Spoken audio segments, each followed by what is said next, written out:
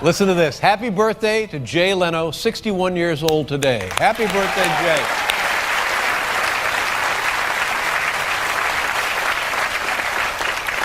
Jay, of course, one of the few tyrants still alive.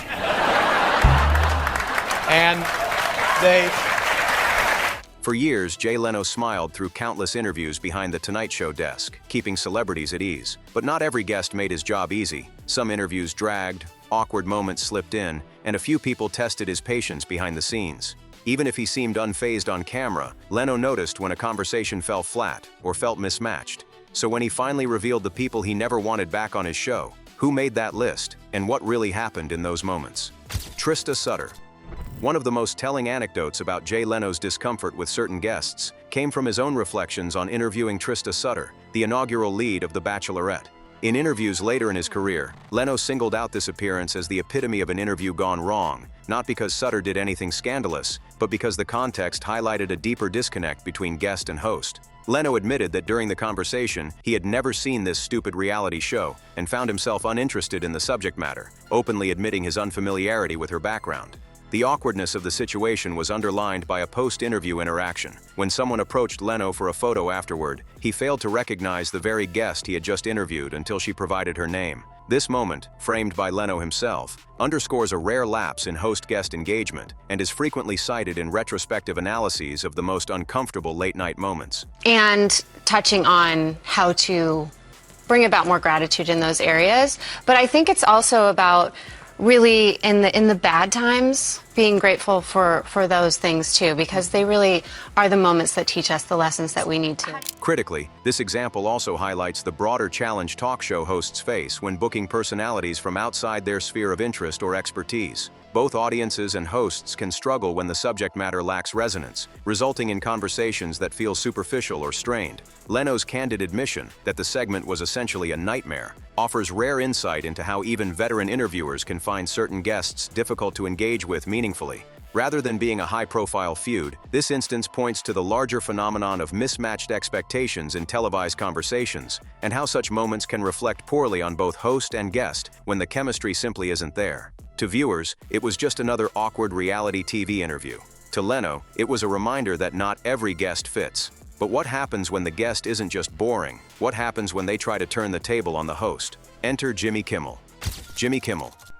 The relationship between Jay Leno and Jimmy Kimmel provides a notable case study in late-night dynamics that blurred the lines between host and guest roles. During Kimmel's appearance on The Jay Leno Show in 2010, what was ostensibly a routine promotional visit instead became a defining moment in their public interactions. Rather than sticking to typical promotional material, Kimmel used the platform to make pointed jokes at Leno's expense, jokes rooted in the complex context of The Tonight Show reshuffle earlier that year. At the time, Leno had briefly stepped down as Tonight Show host in favor of Conan O'Brien, only to return when NBC reorganized its schedule. Kimmel, who had supported O'Brien, used his guest spot to highlight this controversy. His jests, such as quipping that his best prank was promising Leno the show and then taking it back instantly, transformed what should have been a lighthearted exchange into a moment of televised embarrassment for Leno. How much I enjoyed your participation in the Jay Leno scandal. That was... Thank you. That's scandal.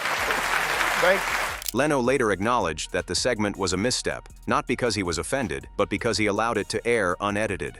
In reflective interviews, he described the experience as humiliating and admitted that trusting Kimmel's remarks without intervention was a mistake.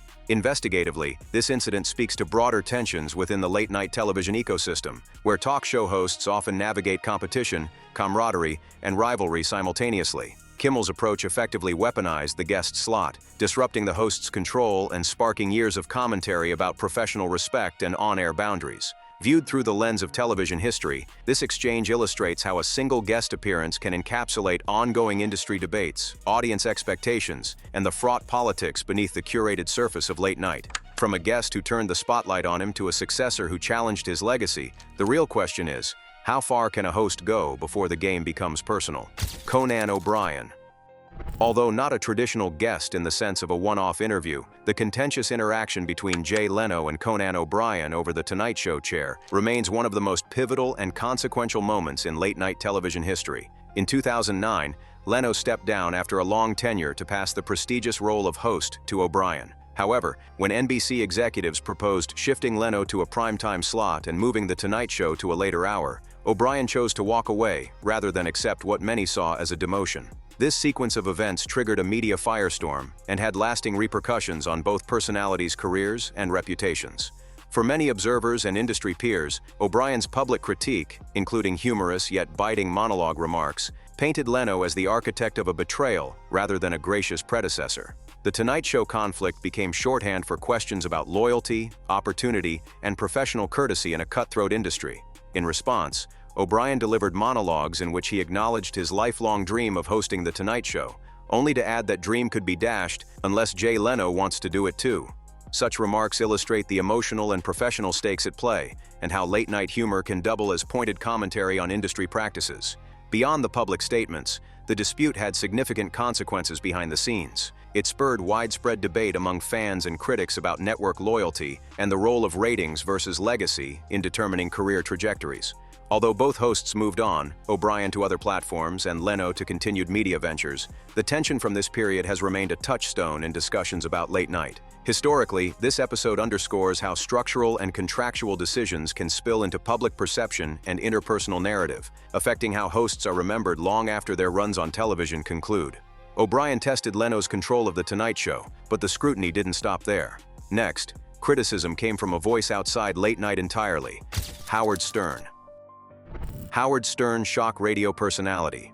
Howard Stern represents a notably external voice in the landscape of Jay Leno criticism, a perspective that, while not rooted in typical talk show rivalry, sheds light on how Leno's style and industry decisions were perceived beyond the late-night circle. Stern has not shied away from expressing strong opinions about Leno over the years. Among the most memorable critiques was his remark that merely hearing Jay Leno's name made him want to vomit. Stern's disdain for Leno extended beyond personal antipathy. It was often framed around broader criticisms of Leno's approach to comedy and television. He characterized Leno's work as emotionally flat and excessively formulaic, suggesting that Leno's persona lacked authenticity and emotional depth.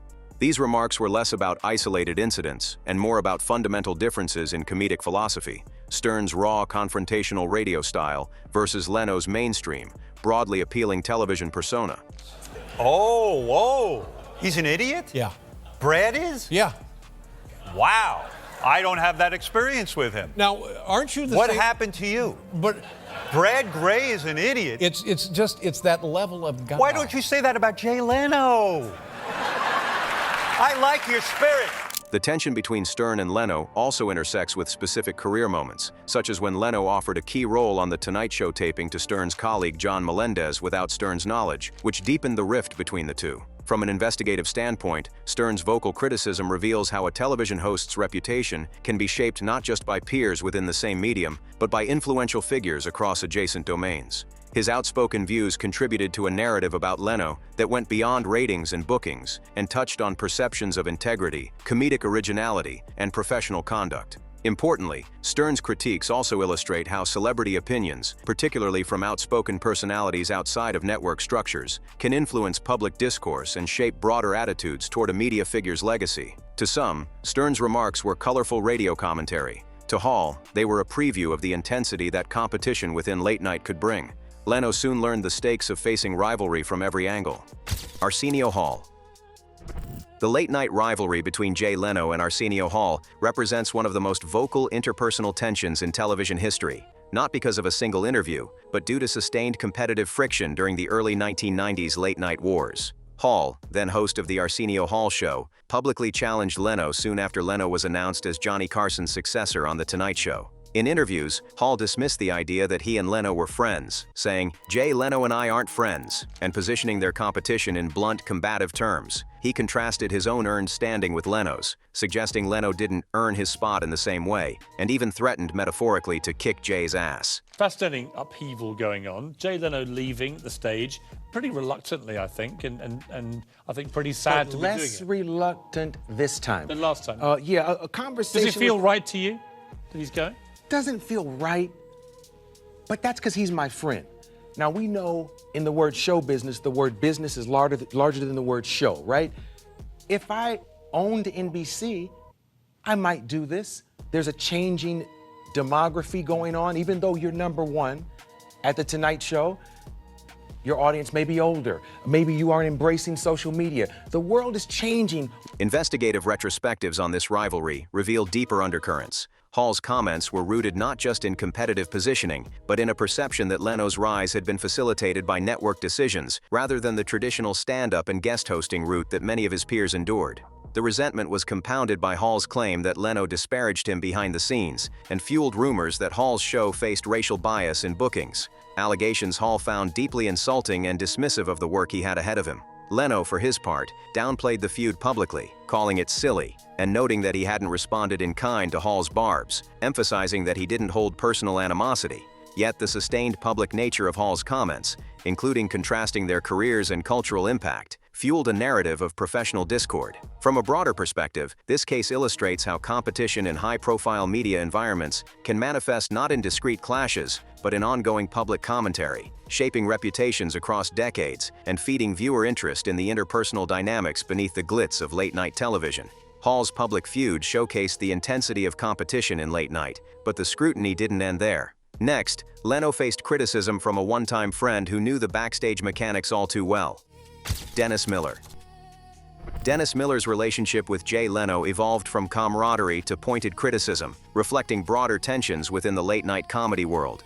Once friends, Miller later made clear in interviews that his view of Leno's professional conduct had soured, particularly during the period when Leno took over The Tonight Show and managed guest bookings in the early 1990s. Miller accused Leno's agent and team of using strong-arm booking tactics, suggesting that Leno's camp pressured guests and networks in ways that disadvantaged smaller shows like The Dennis Miller Show. These claims, reported in the press and reinforced in industry histories, reveal underlying resentment about how influence and access are wielded in the talk show ecosystem.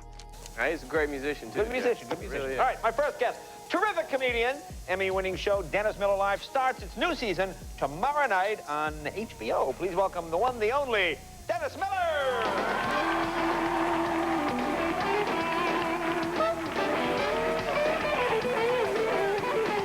Beyond these structural complaints, Miller's personal comments grew sharper. He stated that while he once considered Leno a friend, he no longer saw the relationship as viable. "I don't think I'd talk to him again, nor would he want to talk to me." This sentiment underscores perceptions that Leno's tenure reflected strategic maneuvering rather than collegial coexistence.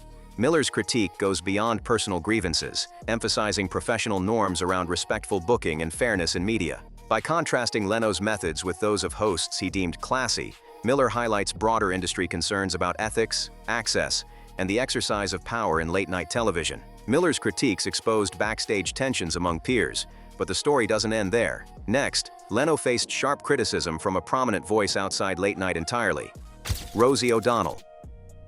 While much discussion about Jay Leno's controversial moments focuses on late-night rivalries, Rosie O'Donnell's recent criticisms show how his actions, particularly around The Biggest Loser, drew scrutiny from peers outside traditional talk shows. In August 2025, O'Donnell reacted on social media after watching the Netflix docuseries Fit for TV, The Reality of The Biggest Loser, which revisited controversies around the franchise and its treatment of contestants. Commenting on archival footage of Leno reading death threats sent to a participant, she called him a mean signaling disapproval of his on-air handling of sensitive material. The View alum is sharing her unfiltered reaction. Rosie writes in an August 20th Instagram post alongside photos of the Fit for TV scene, "Jay Leno is a mean E! News has reached out to reps for Jay but has not yet heard back." O'Donnell's critique goes beyond late-night politics. It reflects broader conversations about accountability in entertainment, particularly reality programming.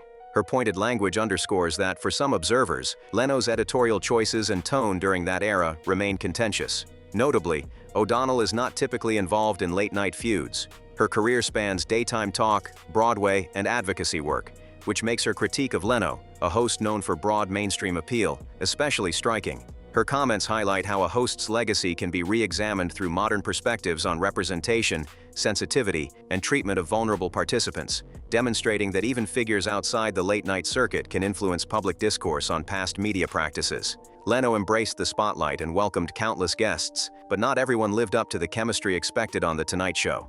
Some celebrities tested his patience, producers sometimes missed the mark on expectations, and a few industry colleagues blurred professional lines. He may have smiled on camera, yet off-air he noticed every uneasy pause and awkward exchange. So the real question isn't whether he kept score, It's who pushed him past his limit, and whether you could have stood in that chair under the watchful eye of a host who saw everything.